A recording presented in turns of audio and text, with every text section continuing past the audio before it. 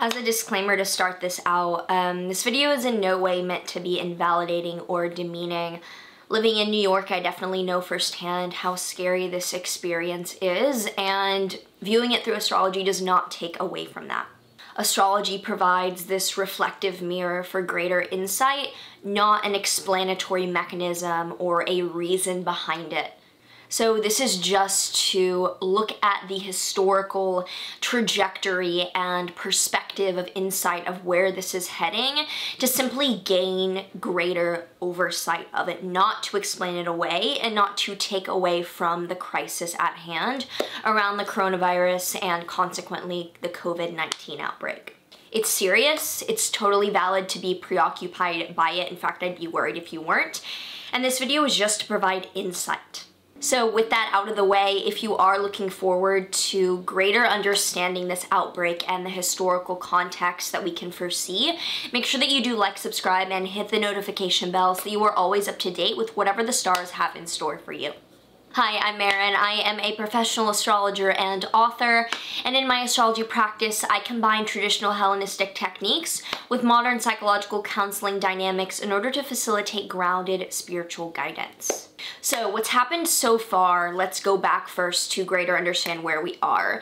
Jupiter entered Capricorn on December 2019. You can watch the full video on this here, as this will provide a lot of nuance, but Jupiter is in Capricorn. Capricorn is the yin home of Saturn, and Saturn is a planet of boundaries. In the yin home of Saturn, this is concerned with top-down boundaries of exclusivity and limiting down. It's a sign that traditionally was said to be where the soul left the body, and it's associated with the time of year about hibernation, going within to the underworld, and withdrawal. Jupiter is fallen in Capricorn, so even though Jupiter is associated with abundance, expansion, and growth, it's in a sign associated with that which limits and degrades. So putting that together, the expansion of Jupiter is applied through the lens of an expansion of what degrades. And honestly, this transit, especially in the more difficult alignments that it's co-present with, have been associated with epidemics and the spread of pandemics throughout history. So on December 8th, 2019, it was the first recorded case in Wuhan, China. I'll put the chart up here for you to look at, but this happened pretty much as Jupiter had ingressed into Capricorn, not coincidentally. It's just interesting too that the first recording had Saturn and Pluto in this overcoming square to the Aries moon, and the moon can represent the body, like the physical embodiment of what is at hand, and it's put under pressure by seriously limiting and transformative circumstances that like literally not everyone will make it alive out from Pluto. The moon is also applying within 5 degrees of a conjunction to Uranus, which is, to say the least, awakening and uproaring things. So I'm gonna put up a bi-wheel now that shows the chart of China, like the birth chart of the country, with the discovery or the reported case chart. Interestingly, China has Jupiter natally in its Capricorn 12th house. With this planet and house combination deals with an emphasis on the spread of mortality as a foreign enemy or as something that is kept from awareness but is a constant pertinent threat.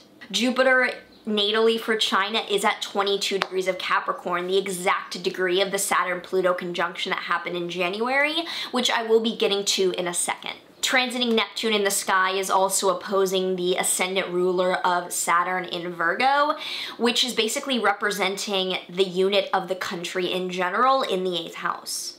Neptune dissolves and spreads things, really going outside of boundaries.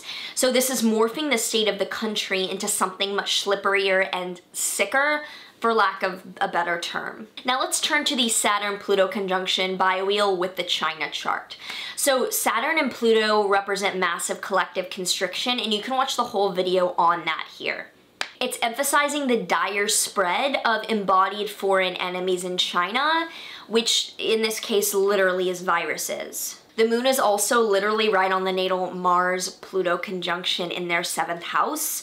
And with the moon being the body and Mars-Pluto being aggression at an atomic scale, and the 7th house of the other, this is going to be aggressively invasive to the others in the world, other nations specifically. Transiting Mars in the 11th house was also applying to square the ascendant ruler in the 8th house, further indicating trouble from allies to disrupt the Chinese people and their economy. And right now I hope I'm sweating because like I'm filming and I'm caffeinated, not because I have a fever. Like, I'm right here with you guys. So Saturn and Pluto in general does represent this massive, immersive collective sobriety and awareness of overwhelming scarcity. It's a huge red flag that we must honor reality at hand. And, you know, putting Maren the astrologer aside and really interjecting as Maren the activist and the person, this came from eating animals, as did MERS, SARS, swine flu, bird flu, to heal the coronavirus or COVID-19 is one thing, but to solve the world issue of pandemic after pandemic stemming from eating animals is going to take everyone who still thinks that eating animals is sane, logical, necessary, or at all justified to wake up. Yes, this did originate from an exotic wet meat trade, but animal agriculture and factory farming is extremely disgusting here in US soil, and antibiotic resistance is just a whole other extreme issue that's gonna kill millions. To think of animals as anything in the vein as acceptable or normal is so heavily distorted. And if you find that radical, please look at any meta-analyses on nutritionfacts.org, look at the largest population nutritional study done in the history of the world, the China study, which directly shows this. Look at any major cultural research, not just some study off of livestrong.com that a blogger wrote. Eating animals will continuously lead to more and more of these pandemic horrors. So astrology aside, just like being here now, it's ethically and logically asinine to continue acting as if this did not come from animal agriculture and can be prevented by ending that. Anyway, with the past insights out of the way, if there's anything that you have comments on about the astrology leading up to this that I might not have commented on or that you've noticed, I would love to hear in the comments below, like anything that you correlate transit-wise to the beginnings of what has come. So Saturn and Pluto did conjoin in January, but the separation of an aspect generally represents like the fruit falling from the tree and ripening. So this is playing out in these months to come. Economic collapse or reshift is pretty on point with this transit, as happened in 1982, as happened in 1914 to 15 with the economic transformation due to World War I, which included dramatic stock market crashes. And then when they met again in 1947, it marked the end of World War II, which was another institutionally transformative period. So we can definitely expect the economic turmoil and breakdown to continue throughout 2020, and probably until Saturn firmly enters Aquarius, which you can watch my full video on here, but it's gonna do this back and forth thing that is, it's really indicating this just like reshift and then breakdown to build, and this year is gonna be marked by this. Just to get into that video a bit, on the 21st of March, Saturn will enter Aquarius and immediately meet Mars. So there will be, as there are with social distancing, huge limitations around transmission and gathering. And we can already see this huge collective turmoil around boundaries. This will probably or definitely be taken into a new level by the end of March into April. Some plus side to this is that Saturn is still in its own home in Aquarius. Saturn rules both Capricorn and Aquarius, and it actually prefers being in its Aquarian home. With Mars conjoining Saturn at the very beginning of Saturn's ingress is marking that the beginning of this transit will be markedly more difficult than as it plays out. Saturn will retrograde back into Capricorn throughout 2020, but then it will firmly enter Aquarius at the end of the year. Saturn challenges will both relate to the Capricornian structures, economies, trade issues, and the Aquarian transmissions, sharings, and human rights issues. On December 21st, Jupiter and Saturn will meet at 0 degrees of Aquarius, which is a big deal. It's expanding the implementation of new thought structures and hallmarking a tangible age of air sign. It's making it markedly clear that there's no going back to the old, dense ways of living without reverence for what that impact is, because what is both necessary and valuable right now is blossoming into newness. Jupiter-Saturn conjunctions do traditionally indicate new ages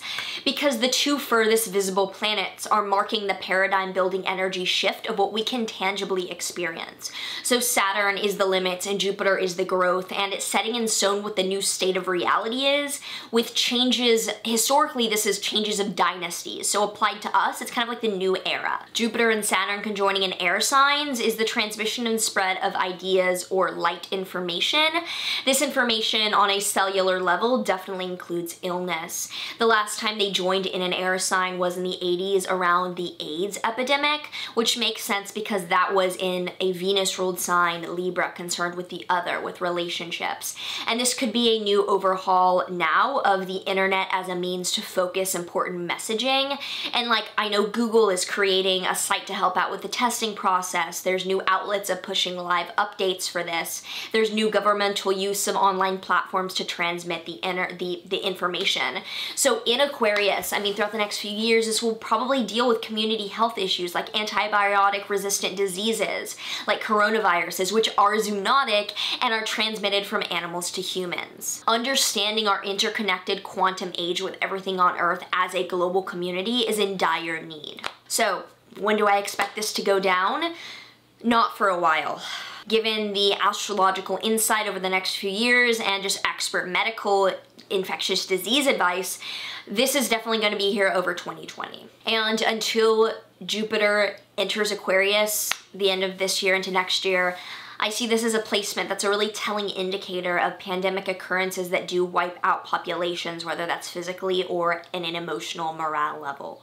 I'm gonna link a video down below with Lehman Lada Duncheva. Like, Lehman is definitely one of my biggest astrological teachers. I followed her work for a while, and they go into the global economic trajectory of this up until 2023, and Lee is an expert mundane astrologer. I highly recommend that if you want the ins and outs of like predictions economically that really get into the nitty-gritty aside from this more overview. I'm not gonna try to end this on a note of learning from challenge, or I just wanna offer this as a way to understand the nuances that are present, not a way to twist this into a silver lining, because frankly, there's not a silver lining in this. All we can do is choose to make the choice to grow from it, not assign it as anything, you know, anything that it's not. The only takeaway that I do invite you to have is one of inquiring about your interaction of own personal boundaries within the world. Your personal decision, which is not a personal decision, but a globally impactful decision of eating animals as a part of your daily life, is not ever going to have a positive outcome for us as a species, which not only doesn't require dead corpses to survive, but cannot thrive on this earth doing so. Please use the expansive contractive energy here to reevaluate the boundaries of your own personal choices and refine your ethical lifestyle, because I will be doing the same. So if you enjoyed this and you would like to check out my private astrology consultations down below, you can do so. I would love to read for you during this time. I have a code through the end of March, HEAL, for 30% off all readings. If you would like to get in on that, I have added new time slots.